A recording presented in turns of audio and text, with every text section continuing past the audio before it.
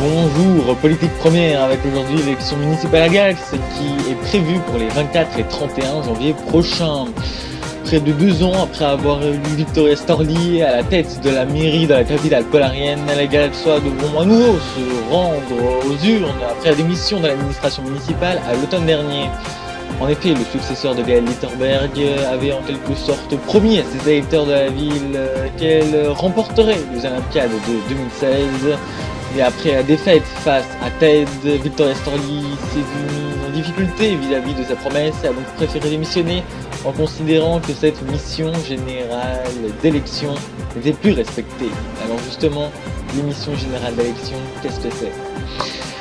Issu des lois de la moralisation de la vie publique de 1998, faites sous la présidence du social-démocrate Simon Bardès, les missions générales d'élection MGE sont des promesses au nombre de 3 faites par tous les candidats à des élections du niveau régional voire national.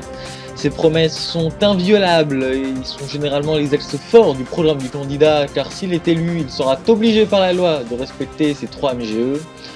La plupart du temps, elles restent assez vagues, car c'est assez rare d'ailleurs de voir des politiques démissionner ou être démis de leurs fonctions à ce motif, car cette mesure est surtout symbolique. Cependant, ce dispositif donne également le pouvoir aux démissionnaires de remettre leur place en jeu en se représentant. C'est le principe du vote de confiance de la part de la population à leur politique qui n'a visiblement pas respecté les souhaits de leurs électeurs. Cette seconde élection est allégée puisque les candidats n'ont plus besoin de faire de mission générale d'élection. Il n'y a souvent qu'un seul tour, même si ces élections municipales-là sont un petit peu spéciales, nous le verrons. Justement, ces élections sont extrêmement importantes car les élections municipales de Galax sont plus que de simples élections à l'échelle municipale, elles ont également la valeur d'élections départementales. En effet, depuis 2014, la métropole du Grand Galax a fusionné avec le département du Galax GX, ce qui a donc fait de la maire de la ville également le président du conseil départemental de toute la périphérie et même de l'agglomération de la ville. Ces élections sont donc extrêmement importantes car elles valent double au niveau communal comme départemental. De plus, la symbolique de la capitale est toujours très importante car c'est l'un des points clés et des principaux indicateurs de toutes les élections.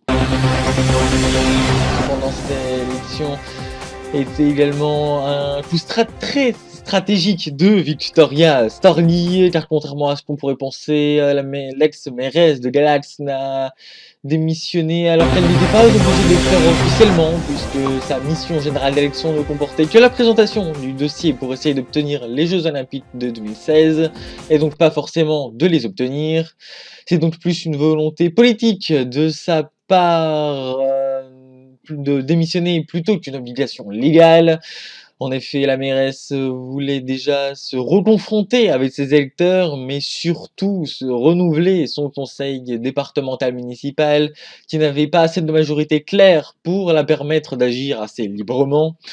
Victoria Storlie veut donc, avec cette nouvelle élection, profiter de la baisse continue des écologistes dans les sondages d'opinion, ainsi que de la discorde qui frappe la droite, qui en effet n'arrive pas à se mettre d'accord sur un tas de sujets, pour élargir sa majorité et ainsi pouvoir régner en paix sur la communauté de la plus grande ville du Polaro.